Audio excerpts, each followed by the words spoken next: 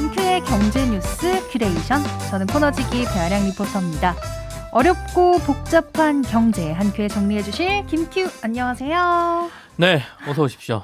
오늘은 연금 얘기합시다. 아니, 왜 주제를 제가 발제하는 거 아닌가요? 왜 못을 박아두시나요? 아이, 궁금하잖아요. 아닌가요? 아, 이거 궁금했어요, 사실. 네. 저부터 그래서 오늘은 질문을 던지려고 네. 하는데, 배아량 리포터는 국민연금 못 받을까 봐 걱정하고 계십니까? 이거 사실 친구들 만나면 요즘 이런 얘기 나오거든요. 음. 근데 못 받는 거 아니야? 이런 좀 불안감이 조성되는 건 사실인 것 같아요.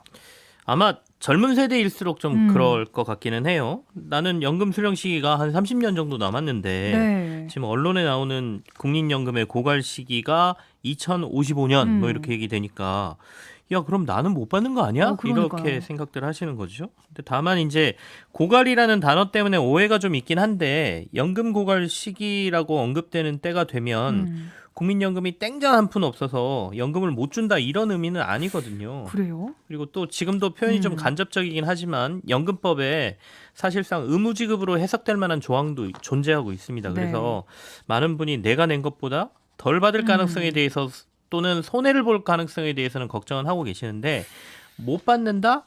이렇게까지 걱정하실 필요는 없을 것 같다라는 말씀을 먼저 드립니다. 근데 김큐 말씀 중에 네. 오해가 있다라고 하셨잖아요. 고갈되면 국민연금 못 주는 게 아니다 이렇게 말씀하셨는데 그러면 돈이 없는데 뭐 어떻게 어디서 뭘로 주나요? 그러니까 우리가 여기서 말하는 고갈은 쉽게 말해서 우리가 국민연금 기금이라고 하는 이 돈이 소진되는 시점을 네. 얘기를 하거든요. 그러니까 국민연금이 가입자로부터 받는 보험료, 이 보험료에서 수령 연령이 되면 보험금을 내줘야 되지 않습니까? 네. 이 지급하는 돈을 제외하고 그 남는 돈을 이제 우리가 운영을 하고 있어요. 국민연금 기금이라고. 근데 이 운영하는 기금이 제로가 되는 순간 이거를 이제 우리가 고갈이라고 얘기를 하는데 지난 3월에 보건복지부가 발표한 국민연금 5차 재정 추계 결과를 보면 지금 수준으로 국민연금이 유지되면 2041년에 국민연금이 수지가 적자 상황으로 돌아선다. 그러니까 들어오는 돈보다 나가는 돈이 많아지는 시기가 2041년이라는 거고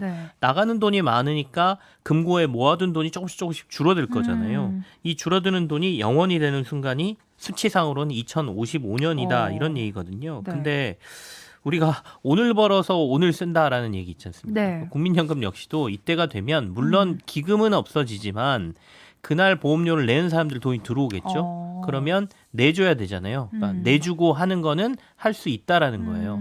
다만 이제 여윳돈이 있어서 굴려서 수익을 내거나 또는 더 줄 수 있는 환경은 아니기 때문에 이 시점이 되면 내가 받는 돈이 조금 줄거나 아니면 약속한 대로 주려고 하면 정부가 여기다가 세금 같은 돈을 넣어서 뭔가 보장을 해줘야 되기 때문에 이거 빨리 안 고치면 문제가 좀 복잡하다 이런 얘기가 되겠죠.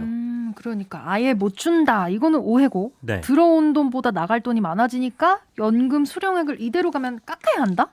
뭐 그럴 수도 이게 있습니다. 고갈의 의미다라고 해석이 되는데 근데 어차피요 그동안 더 내고 덜 받게 하겠다라고 말하지 않았었나요?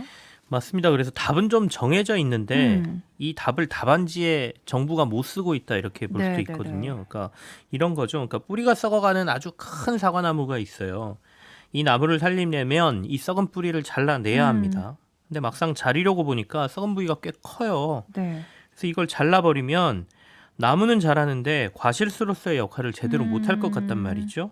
사과가 전혀 안 열린다 뭐 이런 얘기가 됩니다. 그래서 이걸 잘라야 돼 말아야 돼. 지금 이게 국민연금이 처한 상황인데 연금 고갈을 막는 방법은 들어오는 돈보다 나가는 돈이 많아지기 전에 들어오는 돈의 규모를 늘리면 되죠. 어떻게 보면 이론상으로는 되게 쉽지 않습니까? 방법은 뭐 간단합니다. 연금 보험료를 올려요.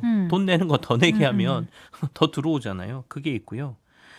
그리고 또 돈 내는 사람을 늘리면 돼요. 가입자를 늘리면 됩니다. 지금 현재 보험료가 월 소득의 9%로 돼 있거든요. 이걸 물론 회사하고 근로자가 반반씩 나눠냅니다. 이거를 뭐 12%, 15%, 18% 이렇게 올리는 뭐 시나리오들이 막 나와 있거든요. 그러면 고갈 시기가 뒤로 막 밀려요. 그렇겠죠. 두 번째는 내는 사람을 늘리는 거죠. 그러니까 가입자를 늘리는 거예요. 근데 이건 좀 쉬운 방법은 아니다. 그러니까 출산율을 늘려서 사람을 늘게 하는 방법은 있고, 그 다음에 조금 쉬운 방법은 수급 연령을 뒤로 미루면 됩니다. 그러니까 국민연금을 내는 시기를 더 길게 하면 돼요. 지금은 뭐 55세까지다 그러면 이걸 60세로 한다든지 몇 년 더 내라 이렇게 만드는 거죠. 그래서 수급 시기를 뒤로 뭐 65세, 68세까지 늦춰놓으면 나가는 돈도 줄기 때문에 아까 말한 또 고갈 시기를 뒤로 미룰 수가 있습니다. 그리고 또 하나, 이 두 개를 손대지 않는다고 해도 국민연금 고갈을 뒤로 미룰 수 있는 방법이 있어요. 뭐가 있을까요? 뭐 들어오는 것보다 나가는 게 많아서 지금 문제잖아요. 네. 그러니까 연금으로 주는 돈을 줄이면은 될 것 같기도 하고요. 그것도 맞습니다. 그러니까 아까 들어오는 돈을 늘리든지 네. 나가는 돈을 줄이든지 둘 중에 하나를 하면 되잖아요. 그러니까 더 내고 덜 받게 한다는 얘기가 바로 여기에 해당되는 거죠.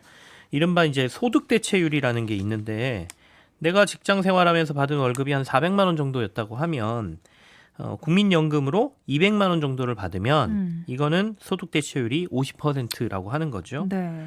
지금 국민연금의 소득 대체율은 40% 정도거든요. 이렇게 이제 설계를 해놓은 건데 이걸 35% 또는 30%로 낮추면 나가는 돈은 줄고 고갈 시기는 뒤로 밀리게 되죠. 그렇죠.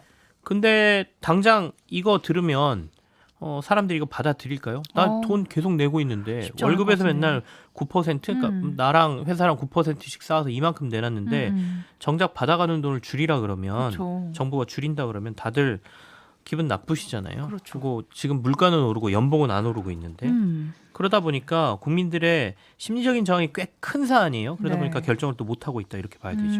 근데 또 당장 선거도 코앞에 있잖아요. 그렇습니다. 그렇다 보니까 국가가 약속한 거고 나는 국가 믿고 꼬박꼬박 보험료 내왔는데 내가 돈 받는 시기가 되니까 돈 받을 수 있는 시기는 뒤로 미루고 받는 돈도 줄인다. 이 얘기 못 하는 거예요. 이거 아이고 감사합니다 하고 받아들일 사람은 없다는 거죠. 없을 것 같아요. 근데 고갈되면 더 큰 문제니까 이거를 지금이라도 해야 된다라는 건가요?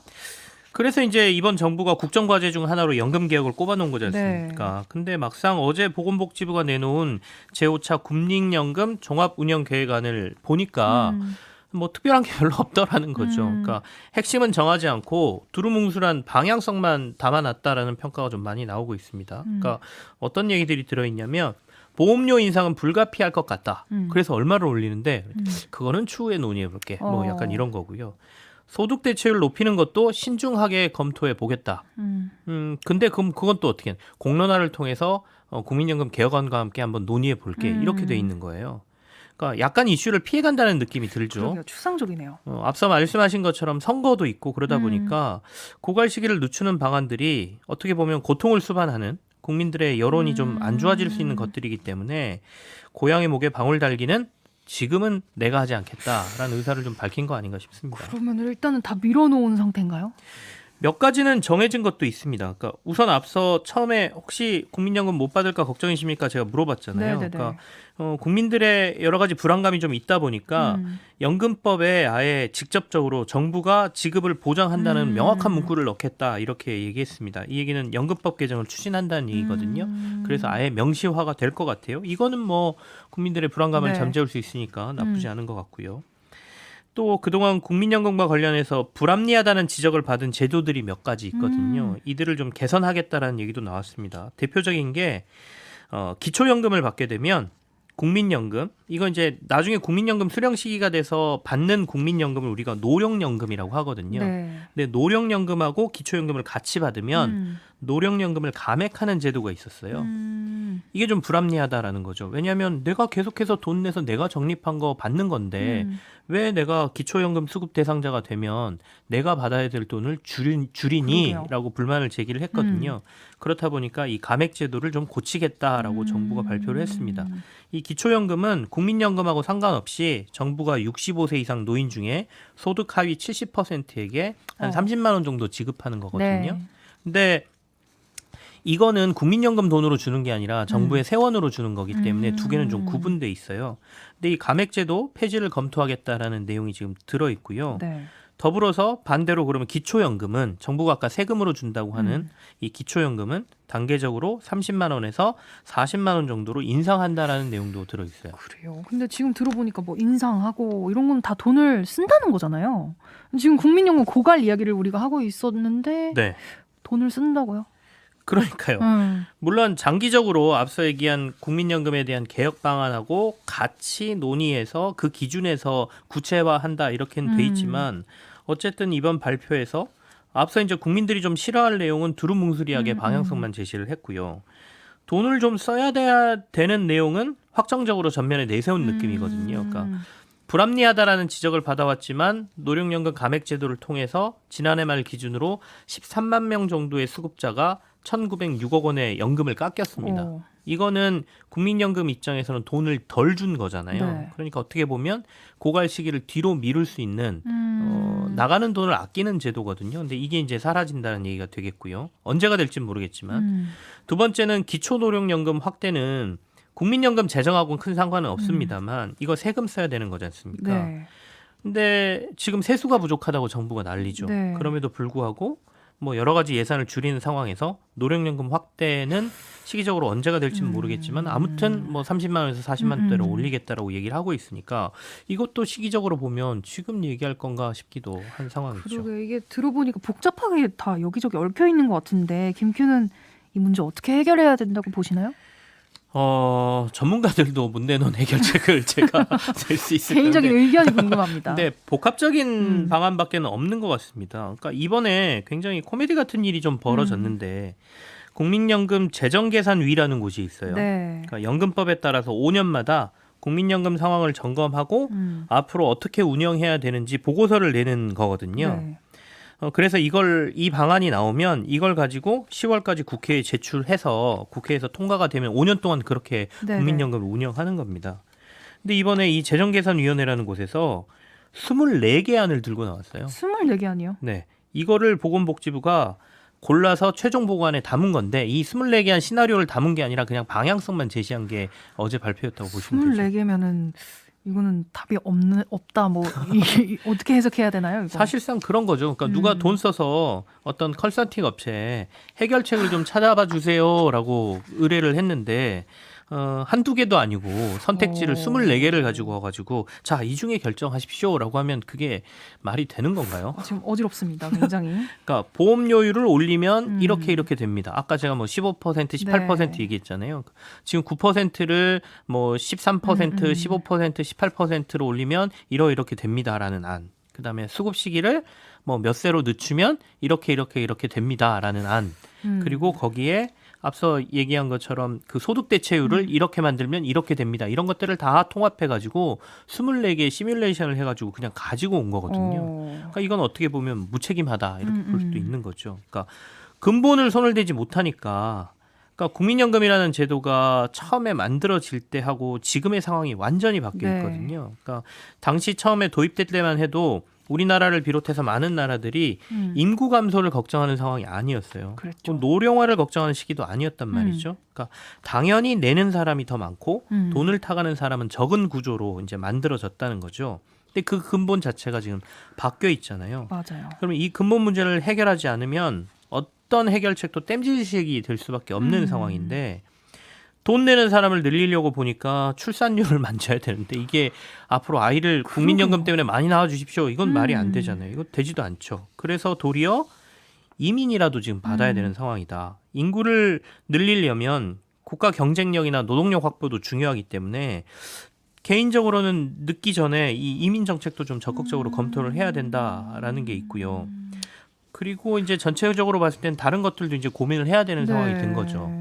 근데 이게 듣다 보니까 조금 먼 이야기가 아닌가 이런 느낌이 들어요. 뭐 네. 이민청 이야기가 나오고 있긴 하지만 급격히 이거를 뭐 갑자기 받아들일 수는 없잖아요. 그래서 이제 복합적인 처방이라고 말씀드리는 게 이제 두 번째는 또 하나 있죠. 지금 가지고 있는 기금을 잘 만져서 수익률을 높이는 방안도 있지 않습니까? 그래서 이번에 정부도 해외 투자 조금 더 확대해서 1%포인트 이상 수익률을 좀 올리겠다라는 내용을 얘기를 했습니다. 네. 근데 해외 투자한다고 수익이 늘어나는 건 아니거든요. 어디든 투자를 잘해야 늘어나는 거죠.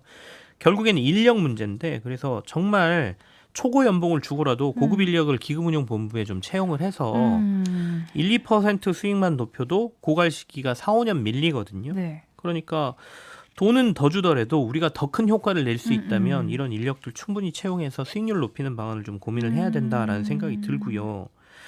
그리고 또 하나는 정부도 장기적으로 방향을 제시한 겁니다. 보험료율을 인상하는 건데 이건 결국 해야 되긴 하는 거거든요. 네. 근데 약간 고민의 포인트를 단순하게 이 보험 요율만 올린다, 뭐 8%, 12%, 12%, 15% 이거 말고 방향을 좀 달리하면 어떨까라는 생각도 해봅니다. 방향을 어떻게 달리하면 좋을까요? 약간 황당한 소리로 들리실 수 있는데 예전에 제가 로봇세라는 걸 한번 얘기한 적이 있어요. 네, 그쵸, 사람들이 그런가요? 사라지고 근로자들이 사라지고 로봇들이 다 대체한다고 말씀드렸잖아요. 네. 지금 개인하고 사업체가 4.5%씩 월 그 보험료를 내고 있는데 네. 사람들이 내는 보험료는 그대로 두고 법인이 내는 사업주가 내는 보험료를 조금 올리는 방안도 우리가 지금은 세대별로 차등화만 생각하거든요. 네. 근데 그 이유는 노동자를 채용하지 않고 로봇으로 대체하는 기업들의 이익, 앞으로 장기적으로는 그 이익이 굉장히 커질 거거든요. 네. 그러면 정부는 소득세에 대한 고민을 해야 돼요. 노동자가 사라지니까. 그렇죠. 그래서 로봇세를 도입하자는 건데 그 로봇세 내에 국민연금 기금에 대한 부과율을 넣어서 국민연금의 재정을 충당하는 방안인 거죠. 그러니까 이런 다양한 미래사회의 변화까지 고민하면서 우리가 제도를 지금 고민해야 될 시기다라는 말씀을 드립니다. 알겠습니다. 이거 뭐 기업들 반발이 만만치 않을 것 같은데 어쨌든 뭐 애 더 낳아라 이렇게 강요할 수 있는 문제도 아니고요. 네. 뭐 복잡합니다. 오늘도 잘 들었습니다. 김큐의 경제뉴스 큐레이션 오늘 여기서 마무리할게요. 네, 지금까지 배아량 리포터와 함께했습니다. 고맙습니다. 네, 고맙습니다. 저는 광고 듣고 돌아옵니다.